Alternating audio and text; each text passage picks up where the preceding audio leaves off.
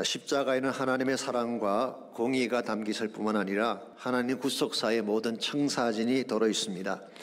실제로 성경의 전체적인 내용은 십자가를 중심으로 전개되어지고 있습니다. 성경의 첫 번째 책인 창세기 3장에서 시작된 십자가에 대한 말씀이 마지막 책인 요한계시록까지 계속되고 있습니다. 요한계시록에 소개된 예수님이 어떤 모습인가요? 창세기 3장에서는 여자의 후손으로 오실 예수님을 소개하셨는데 요한계시록에서는 어린 양 되신 예수님을 소개하고 있습니다. 구원하심이 보좌에 앉으신 우리 하나님과 어린 양에게 있도다. 이것이 하나님 나라 비전의 클라이맥스 아니겠습니까? 이런 측면에서 성경의 처음과 마지막은 십자가로 가득 차 있다고 말할 수 있습니다. 이와 같이 중요한 것이 십자가인데 만일 크리스찬 삶에서 십자가를 뺀다면 어떻게 되겠습니까? 껍데기밖에 남을 것이 없습니다. 십자가 없는 구원, 그것은 껍데기입니다. 십자가 없는 능력, 그것은 아무런 역사도 이룰 수가 없습니다. 십자가 없는 기적, 십자가 없는 성령, 십자가 없는 리더십, 십자가 없는 설교, 십자가 없는 선교는 아무런 열매도 맺을 수가 없는 것입니다. 그래서 사도 바울은 갈라디아서 6장 14절에서 예수 그리스도의 십자가 외에는 자랑할 것이 없다고 선포를 했고, 고린도전서 2장 2절에서는 십자가 외에는 아무것도 알지 않기로 작정했다고 고백했습니다.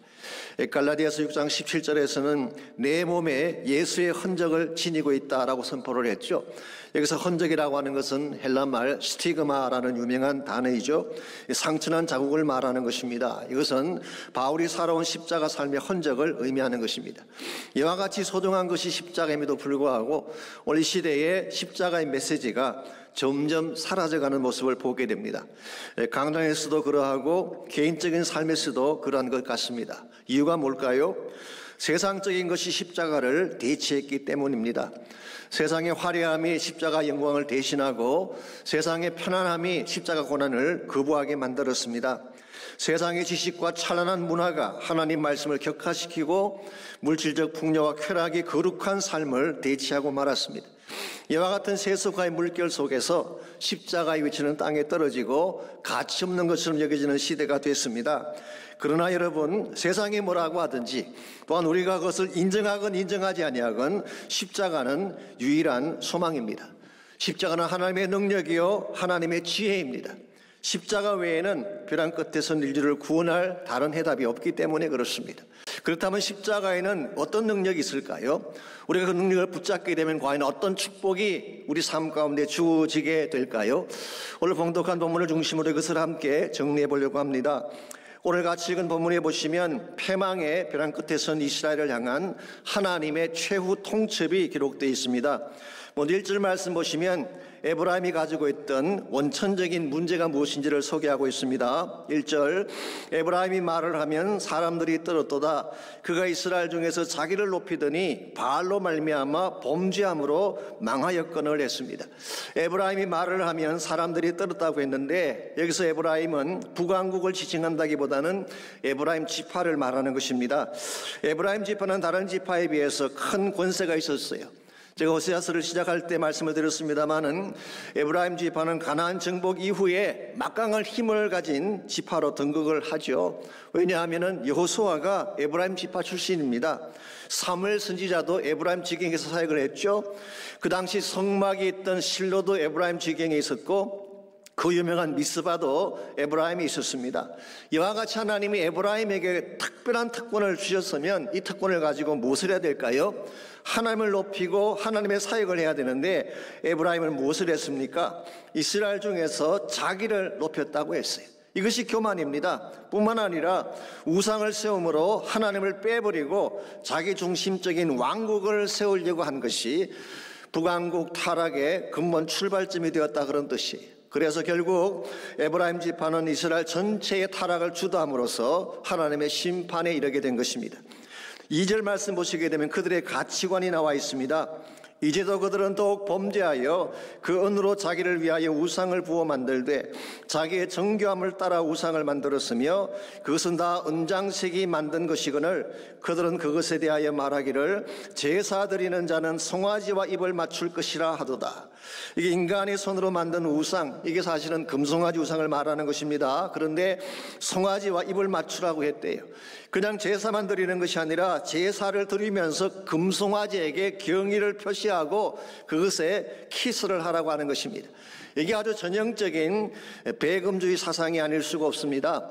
하나님이 아니라 금을 숭배하라고 하는 사상, 이게 황금만능주의죠. 뿐만 아니라 이와 같은 그들의 행동 뒤에는 유물론적인 사상도 잠재되어 있습니다. 눈에 보이지 않는 하나님보다도 손으로 만질 수 있는 탄저블한 우상을 더 숭상하는 마음, 이게 바로 유물론적인 사고의 틀이죠. 이와 같은 것은 대단히 위험하고 하나님이 기뻐하지 않는 삶의 형태입니다. 4절의 6절을 보시게 되면 에브라임이 가지고 있던 세 번째 문제가 지적되고 있습니다. 그것은 한마디로 요약하면 영적 망각 정세라고 부를 수 있는 것입니다. 4절 말씀해 보시게 되면 애굽 땅에 있을 때부터 나는 내 하나님이라 그러셨어요. 하나님은 이스라엘 백성이 애굽 땅에 노예로 살 때부터 하나님이셨어요. 5절 말씀 보시면은 광야, 메마른 광야에서도 그를 돌보고 먹이고 입혔다고 말씀하고 있습니다. 하나님이 케어하셔서 이스라엘이 여기까지 온 것입니다. 그랬는데 이스라엘은 어떻게 했나요? 배가 부르니 그들의 마음이 교만하여 이로 말미암아 나를 잊었느니라.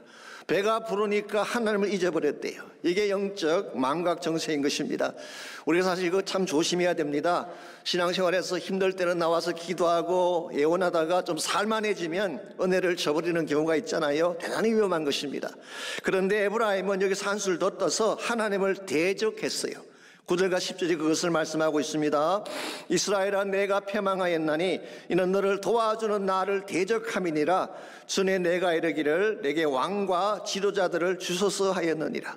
저 은혜를 잊어버리는 정도가 아니라 하나님을 대적하고 배척한 것입니다. 왜 그랬을까요?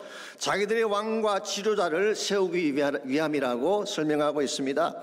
이걸 쉽게 표현하면 이런 뜻입니다. 하나님이 없는 인본주의적 왕국을 건설하기를 원하는 것.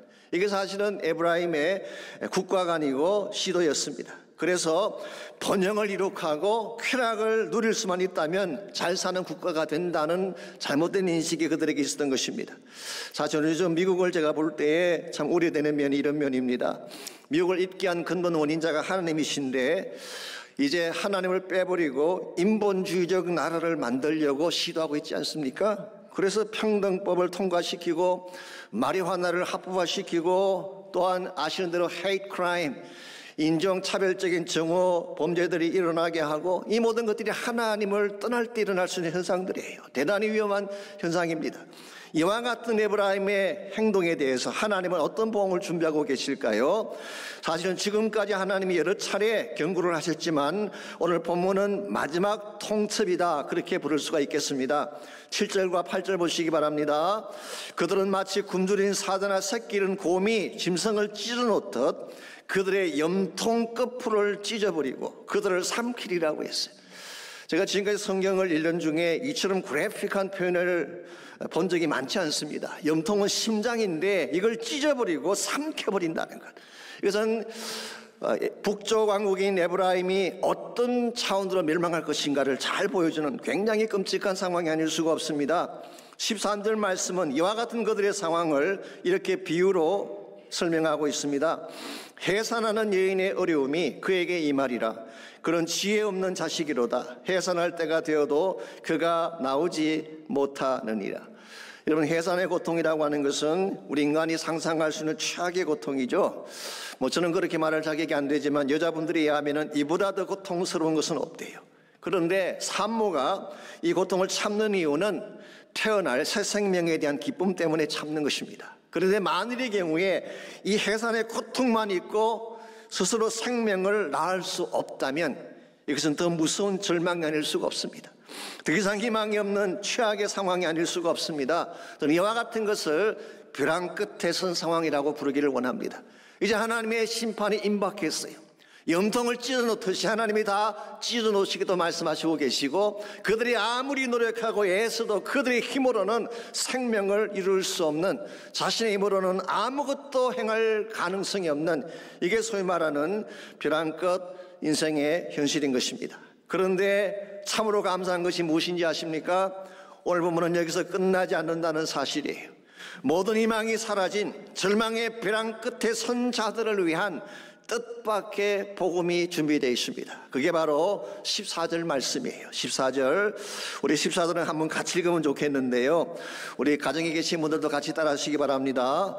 내가 그들을 소울의 권세에서 속량하며 사망에서 구속하리니 사망한 내 재앙이 어디 있느냐, 소울아 내 멸망이 어디 있느냐, 뉘우침이 내 눈앞에서 숨으리라. 이거 참 굉장히 귀한 복음입니다. 이것은 절망 중에 있는 백성들을 향해 더 이상 하나님이 전격적으로 개입하시는 장면을 보여주고 있습니다. 이 하나님의 개입은 그들이 기대하지 못했던 거예요. 상상조차 못했던 것입니다. 갑작스럽게 선포된 축복의 약속이었어요. 여기에 말씀하고 있는 이 구속함의 약속, 속량함의 약속, 멸망을 물리치는 이 모든 약속이 실제적으로 언제 어떻게 이루어질 것일까요? 대다수의 성경학자들은 이것이 메시아께서 오셔서 십자가를 통해 이루실 사건으로 보고 있습니다. 그래서 윌리엄 핸드릭슨 같은 유명한 주석가도 이렇게 표현을 했습니다. 영어로 sudden outburst of gracious promise. 갑작스럽게 터져나온 은혜의 약속이다. 도저히 상상할 수가 없는, 모든 게 다 끝난 것처럼 보이는데 하나님이 갑작스럽게 등장하셔서 하나님의 특별한 방법으로 우리를 구원하실 계획이다, 그렇게 표현한 것입니다. 여러분, 이것은 하나님의 은혜입니다. 하나님의 대단한 축복이 아닐 수가 없습니다. 오늘 어떤 성경 해석학자들은 이것을 가정법으로 보고 실제적인 것이 아니다, 그렇게 말씀하기도 하지만 저는 거기에 동의하지 않습니다. 왜냐하면 이 말씀을 바로 사도 바울이 고린도전서 15장 55절에서 정확하게 인용했기 때문이에요. 사망한 너의 승리가 어디 있느냐, 사망아 내가 소는 것이 어디냐. 여기서 바울이 인용한 말씀은 70인역을 그대로 인용한 것입니다. 그것은 가정법이 아니라 실제로 사망을 이긴다고 하는 뜻이에요. 그래서 사도 바울은 그 앞절인 15장 54절에서 이사야 25장 8절을 인용하면서 사망을 이기고 삼키리라고 한 것입니다. 이것이 십자가의 파워예요. 십자가 사건은 아무도 예측하지 못한 사건이지만, 그러나 십자가는 온 인류를 구원할 수 있는 능력이 되신다는 것입니다. 왕으로 오실 메시아가 저주의 십자가를 진다는 것이 말이 됩니까? Crucified Messiah, 이게 사실 유대인들이 예수님을 믿지 못하는 가장 큰 그 침돌이 되었죠. 또한 의롭고 깨끗한 자가 흉악한 죄인처럼 십자가 처형당한다는 것이 소위 좀 배웠다는 사람들에게 맥센스 할까요? 말도 안 된다고 생각했을 것입니다. 그래서 헬라인들은 이 십자가를 어리석다고 말한 것입니다. 그러나 사도 바울은 유대인에게는 그리끼는 것일지 모르지만, 헬라인에게는 미련하게 보일지 모르지만, 이 십자가야말로 부르심을 입은 자들에게는 하나님의 능력이요 하나님의 지혜라고 선포를 하셨어요. 전 여기에 소망이 있다고 믿습니다. 멸망과 절망의 벼랑 끝에서는 우리 인간에게 주어진 유일한 복음, 십자가밖에 없는 것입니다. 그러므로 어떠한 인생이든지 십자가를 붙잡는 순간부터 새 삶은 시작되는 것입니다.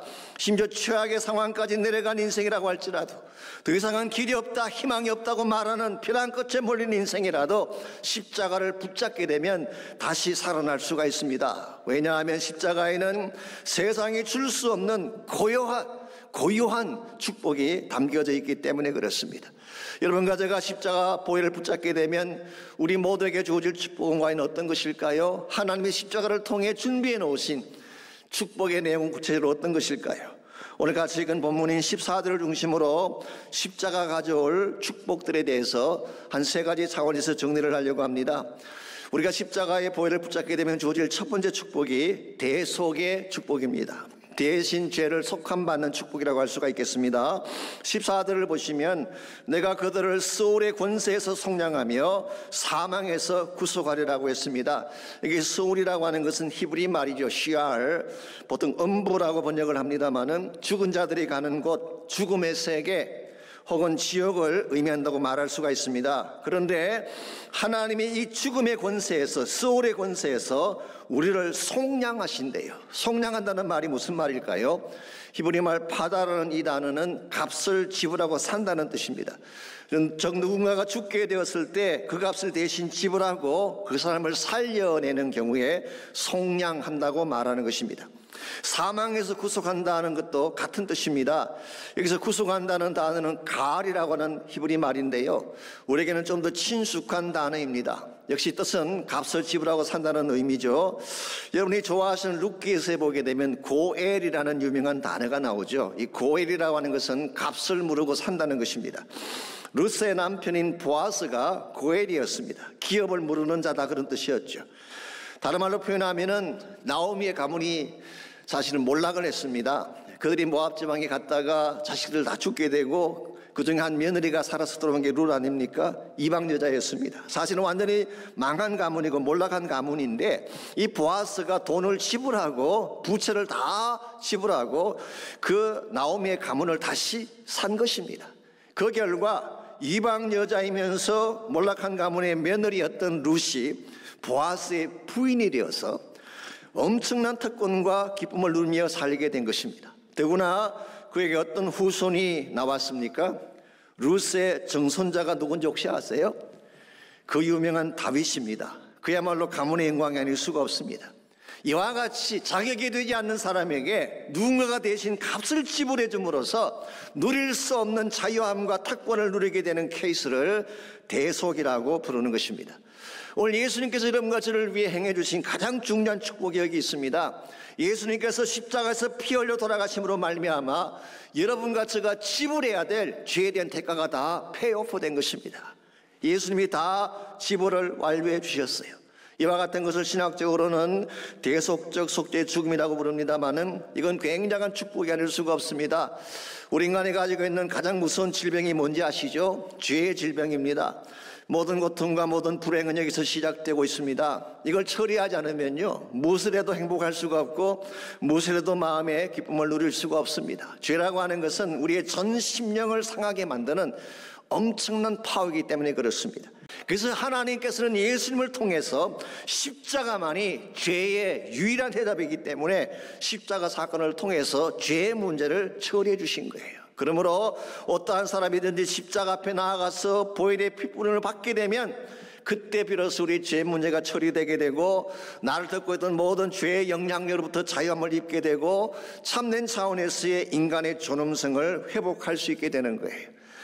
예수님의 보혈만이 죄사함에 대한 유일한 해결책이에요. 그러므로 정말 죄 씻음 받기를 원하고 과학의 모든 죄책감에서 자유함 부리기를 원한다면 예수님의 보혈 앞에 나오셔야 돼요.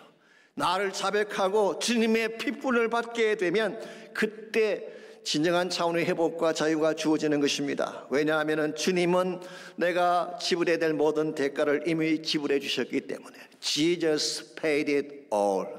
예수님이 다 지불해 주셨기 때문에. 이사야 선지자는 이와 같은 사실에 기초해서 이런 초청을 우리에게 주고 있습니다.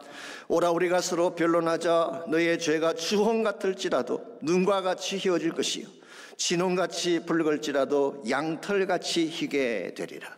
이게 하나님의 초청입니다. 여러분 가운데 아직도 죄 문제를 처리하지 못해서 고통스러워하고 아파하는 분이 계신다면 이 아침 마음의 문을 열고 십자가 앞으로 나오시기를 바랍니다. 십자가 앞에 나와서 예수님 보혈을 만나야지 여러분 인생의 새 출발이 가능합니다. 두 번째로 십자가의 보혈이 가져올 축복은요, 권세를 가지는 축복, 권세의 축복입니다. 14절을 계속 보시면 이런 선포가 나옵니다. 사망아 내 재앙이 어디 있느냐, 수월아 내 멸망이 어디 있느냐라고 했어요. NASB 성경은 이렇게 번역을 했습니다. 사망의 너의 가시가 어디 있느냐, Where are your thorns? 너의 가시가 어디 있느냐? 수월아 너의 손은 침이 어디 있느냐? Where did your sting? 그렇게 번역을 했습니다. 물론 사도 바울은 고린도서 15장에서 이 말씀을 인용할 때에 이 부활과 연결해서 인용을 한 것입니다. 그러나 여러분 아시는 대로 부활과 십자가는 따로 분리할 수가 없습니다. 같은 사건이에요. 이런 의미에서 십자가라고 하는 것은 사망의 가시를 무력화할 수 있는 능력이 있다. 소울의 권세마저도 이길 수 있는 힘이 있다, 그런 뜻이에요. 이건 굉장한 파워입니다.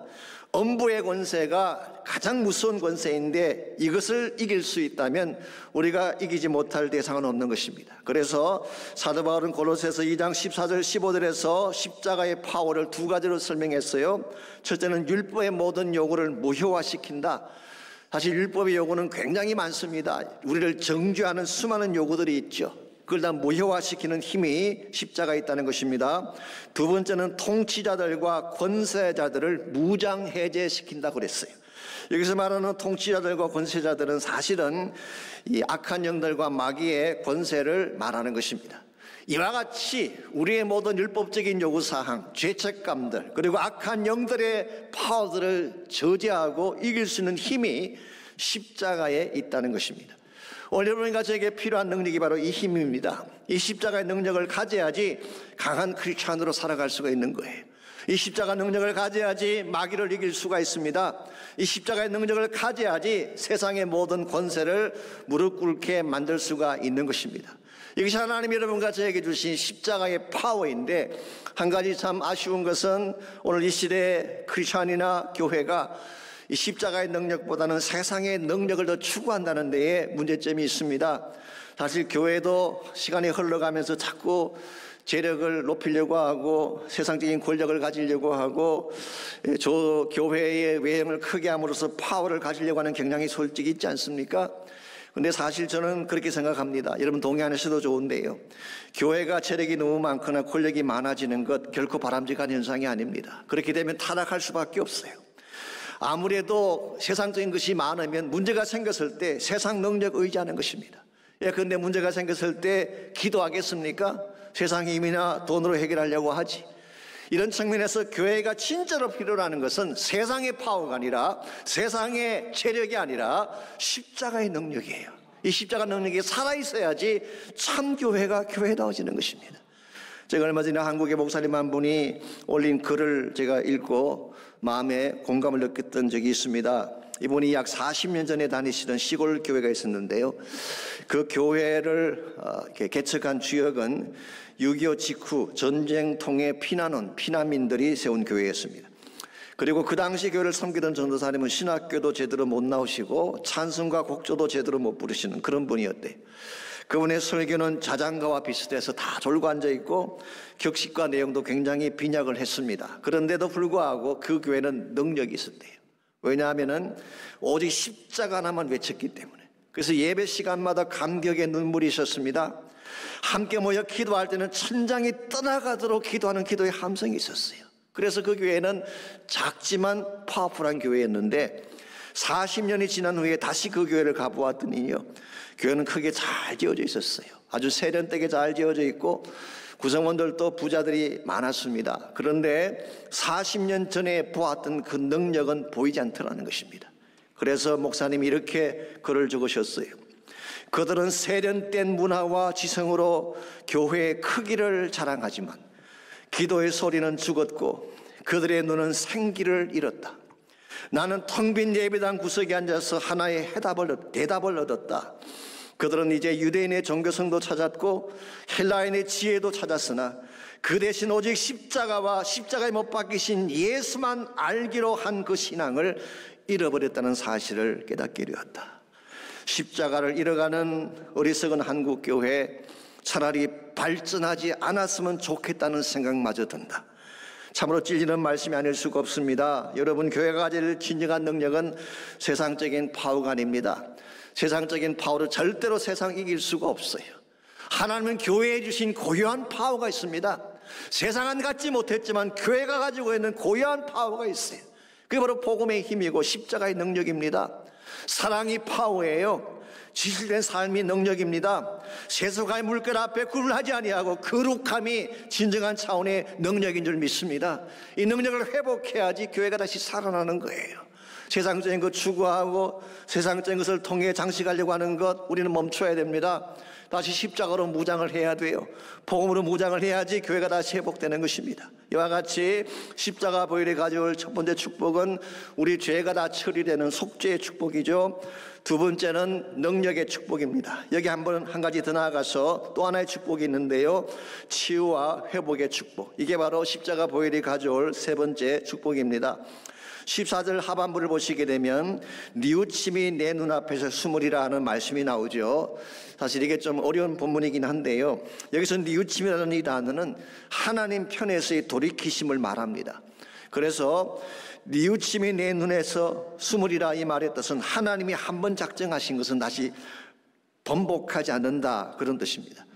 물론 이것을 반대로 해석하는 분들도 계세요. 뉘우침이라는 단어를 compassion, 긍휼로 그렇게 해석을 하고 더 이상 긍휼은 없다, 그렇게 해석하는 분도 계시지만 여러분이 문맥을 보게 되면 첫 번째 해석이 맞는 것 같습니다. 하나님은 이스라엘 백성이 범죄한 것을 보고 아파하셨어요. 그리고 지금 그들에게 최후의 통첩을 보내고 계십니다. 그렇지만 그들을 향한 하나님의 계획, 하나님의 언약, 하나님의 사랑에는 변함이 없다는 것입니다. 그래서 하나님의 요구는 이것입니다. 지금이라도 너희가 회개하고 내게 돌아오기만 한다면 다시 치유하겠다, 다시 회복하겠다. 이것이 하나님의 심정이고 이것이 바로 복음의 핵심입니다. 이와 같은 하나님의 심정과 하나님의 계획을 가장 극명하게 잘 담고 있는 것이 십자가 사건 아니겠습니까? 이런 의미에서 십자가는 하나님을 떠나갔기에 깨어지고 부서진 인생이 다시 고침받기 위한 치유의 사건이라고 할 수가 있습니다. 어떤 부서진 인생도 어떤 깨어진 인생도 십자가 앞으로 돌아가기만 하면 보혈로 만져주시고 고쳐주시는 것입니다. 그래서 이사야 53장 5절은 십자가 고난의 의미를 다음과 같이 설명하고 있습니다. 그가 찔림은 우리의 허물 때문이요 그가 상함은 우리의 죄악 때문이라. 그가 징계를 받음으로 우리는 평화를 누리고 그가 채찍에 맞음으로 우리는 나음을 받았도다. 십자가 고난이 가져올 두 가지 축복을 나열하고 있죠. 첫째는 평화를 가져왔어요. 예수님의 십자가 고난으로 말미암아 하나님과 원수된 우리 관계가 회복이 됐습니다. reconciliation. 그리고 서로 적대 관계에 있던 이방인과 유대인이 하나 되어지는, 중간에 담을 허물어버리는 하나됨의 축복, peacemaking의 축복이 주어졌어요. 뿐만 아니라 그가 채찍에 맞음으로 나음을 입었다, 모든 질병을 치유하게 되었다, 그런 뜻입니다. 하나님은 십자가를 통하여서 우리 영적인 질병도 치유해 주시지만 마음의 질병도 고쳐주시고 심지어는 육신의 질병까지 치유할 수 있다는 말씀이에요. 여러분, 이 사실을 믿을 때에 십자가의 능력을 붙잡게 됩니다. 아프다고 울고만 있지 말고 십자가 보혈 앞에 나와야 돼요. 치유의 권세를 붙잡아야 되는 것입니다. 그때에 십자가 보혈이 질병도 이기게 하시고 여러분에게 참된 승리와 기쁨을 허락해 주는 것입니다. 요즘 유튜브에 자주 소개되고 있는 중국계 미국 목사님이 한 분 계십니다. 크리스토퍼 유안이라는 목사님인데요. 이분은 미국에서 태어난 2세입니다. 그런데 어릴 때 9살 때 자기 친구 집에 놀러 갔다가 우연히 포르노 책을 보게 됐어요. 거기에서 그는 동성애에 대한 인식이 머리에 확 바뀌게 됐다고 합니다. 그래서 결국 이 크리스토퍼는 청소년 시기에 게이가 됐습니다. 완전히 빗나가는 인생이 된 것입니다. 그리고 마약을 했는데요, 그냥 마약을 하는 정도가 아니라 마약 판매하는 사람으로 그렇게 삶을 살아갔습니다. 그러니 그의 삶이 어떻게 되겠어요? 망가질 대로 망가질 수밖에 없는 것입니다. 이것을 본 그의 어머니가 매일 아들의 구원을 위해 기도를 했어요. 8년 동안 매주 월요일은 금식하면서 기도를 했다고 합니다. 그랬는데 어느 날 경찰이 들이닥친 것입니다. 이 크리스토퍼를 체포하러 온 것입니다.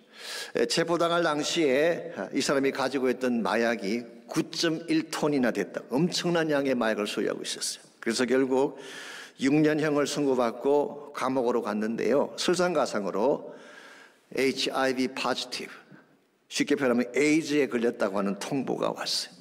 인생 끝난 것입니다. 더 이상 희망이 없는 벼랑 끝까지 온 거예요.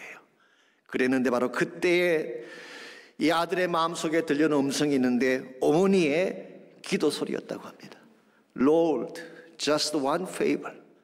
주님, 한 번만 은총을 더 베풀어 주십시오.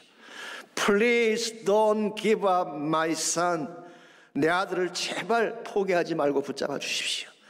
이와 같은 어머니의 기도가 가슴속에 울리는 가운데에 그날 밤 우연히 쓰레기 더미 위에서 누군가가 던져버린 책 한 권을 발견합니다. 픽업해 보니까 기드온 신약 성경이었습니다. 그는 그때부터 그 성경을 읽기 시작했어요. 그리고 성경을 읽고 하나님께 기도하는 중에 드디어 십자가 사랑을 알게 되고 변화받고 깨어지게 된 것입니다. 약 3년간의 시간이 지난 후에 하나님의 부르심을 의식하고 신학교에 가기로 결정을 했는데, 그가 어플라이한 신학교가 시카고에는 무디 바이블 인스티튜트라고 하는 유명한 신학교입니다. 추천 3개가 필요한데 바깥에서는 그를 추천하는 사람이 아무도 없었어요. 그래서 그가 받은 추천서는 전부 감옥 안에 있는 사람들로부터 받았어요. 프리전 차플린, 교도소 교목, 프리전 가드, 교도관, 그리고 인메이트, 동료 죄수, 이 3사람의 추천을 받고 플랜했는데요. 더 놀라운 기적이 뭔지 아십니까? 이 감옥 안에 있는 사람들이 추천한 추천서와 또 한때는 게이였던 이 사람을 무디 바이블 인스티튜트가 억셉트를 한 것입니다. 아주 보수적인 신학교입니다. 그런데 이걸 억셉트했어요. 그는 거기에서 공부를 하고 졸업한 후에 위튼 칼리지에서 공부하고 베델 세미나리에 사교를 받은 후에 지금 현재 무디 바이블 인스티튜트에서 티칭을 하시면서 동성애에 관한 수많은 것들을 가르치고 저서를 통해 강연을 하고 있습니다. 그는 이렇게 간증하고 있습니다. 나를 동성애와 에이즈에서 건지신 것은 주님의 보혈이었습니다. Jesus paid it all. 주님이 모든 것을 다 지불해 주셨습니다. 예수의 보혈이 나를 결박과 사망 권세로부터 자유케 해주셨습니다. 여러분, 주님의 보혈에는 능력이 있습니다. 어떤 능력도, 어떤 질병도, 어떤 벼랑 끝에 선 인생도 고치고 치유하고 회복하는 능력이 있습니다. 에이즈도 고칠 능력이 있어요. 동성애도 고칠 수 있는 힘이 십자가에 있습니다. 거기에는 생명의 강이 흐르고 있기 때문에 이런 의미에서 여러분이 정말 생명을 소유하고 참된 자유를 누리기를 원한다면 십자가 앞으로 나오시기 바랍니다. 보혈의 능력 붙잡고 기도하시기를 바랍니다. 하나님, 나는 죄인입니다. 나의 힘으로 아무리 발버둥 치고 애써도 이 죄의 사슬을 끊을 수 없습니다. 이 시간 나의 마음속에 주의 보혈을 뿌려주십시오. 나의 머리부터 발끝까지 주의 보혈로 덮어주시고 주의 보혈로 나의 심령을 깨끗게 하여 주옵소서. 나를 붙들고 있는 모든 결박이 풀리게 하시고 참된 자유와 기쁨을 허락해 주십시오. 혹시 여러분 가운데 질병이 있다든가 여러분의 힘으로 끊을 수 없는 결박까지 문이 있다면은 십자가의 능력을 붙잡고 기도하십시오. 음부의 권세가 떠나가도록 기도하시기 바랍니다. 질병이 떠나가도록 기도하시기 바랍니다. 나의 심령 가운데 하나님이 새 창조의 능력을 베풀어 주셔서 새 인생으로 일어서게 달라고 기도하시기를 바랍니다. 여러분, 이렇게 기도하게 되면 반드시 하나님은 역사하세요. 왜냐하면 주님의 보혈에는 능력이 있기 때문에. There is a power in the blood. 주의 보혈 능력이 있다. There is a power, wonder working power in the blood of the Lamb. 예수님의 보혈에는 기적을 행하는 능력, precious blood of the Lamb. 어린 양 대신 예수님의 보혈은 피 안에는 우리의 모든 죄를 사하고 새롭게 할 능력이 있다는 것입니다. 여러분, 이 능력을 신뢰하고 주님께 나오셔서 기도하고 성령을 통하여 십자가의 보혈을 통하여 새롭게 변화받고 새 삶을 살 수 있는 축복이 있기를 바랍니다.